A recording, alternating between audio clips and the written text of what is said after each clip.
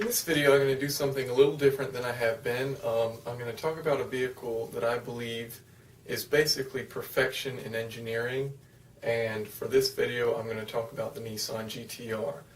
Now, for the beginning, I'm going to talk about the pre-2012 models. That's from 2008 to 2011. These had a 3.8 liter twin-turbo V6, and this was hand-built by a single person in a climate-controlled room in Japan.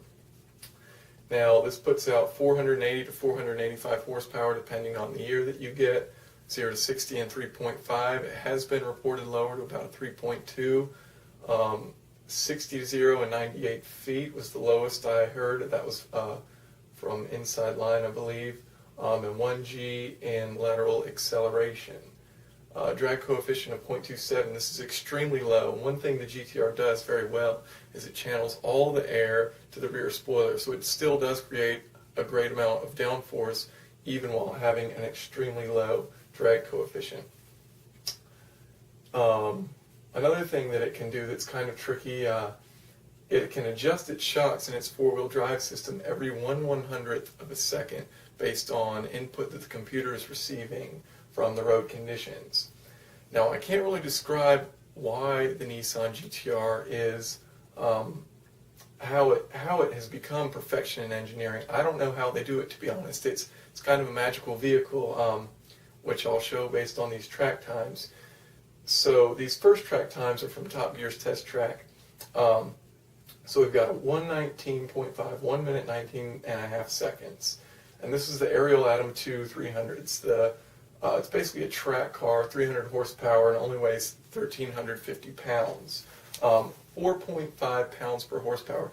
Now, the reason the Nissan GT-R is so impressive is how quick it is for how much weight it has, for how much horsepower it has. It has a very high amount of weight, 3,820 pounds, and not that great of horsepower, only 485 horsepower. So it puts it at a 7.88 pound per horsepower.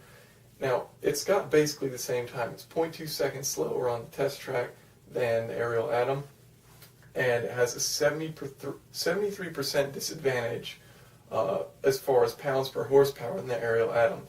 This is like adding 1,000 pounds to the Nissan GT-R to make them even in a pound per horsepower race and it having the same lap time. It really doesn't make any sense. Let's keep going. So here we've got Nürburgring times. Corvette ZR1, now this is an older time, has a 726.4. These are the same year models, that's why I put them together. So it's got a 726.4, the Nissan GT-R just 0.3 of a second slower. Now let's look at the pound per horsepower.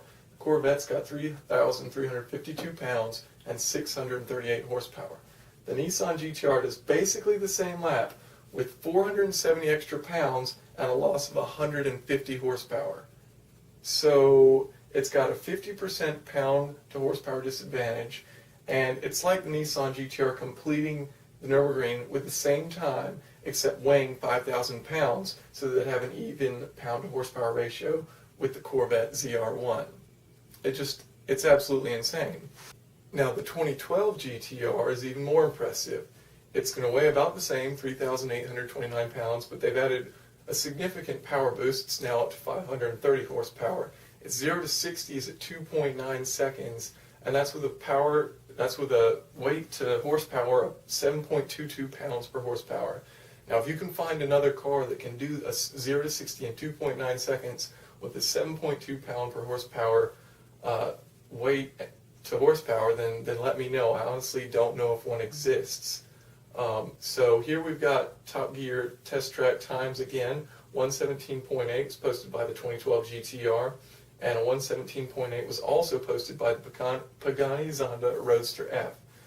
Now, this car weighs significantly less. It's significantly more powerful. The GT-R has a 73% pound per horsepower disadvantage, and it still manages the exact same time. One more thing. The price of the Pagani Zonda is a little ridiculous. I think it's like $1.4 million. So you could get 16 GT-Rs for the exact same price as the Pagani Zonda. Now on the Nürburgring, once again, the 2012 has posted a 724.22 in semi-wet conditions. This is ahead of Maserati MC12, a Pagani Zonda F, and the Ferrari Enzo. So on average, these cars weigh 944 pounds less than the GTR and have, on average, 110 more horsepower than the GTR, yet it's quicker than them. How is it possible?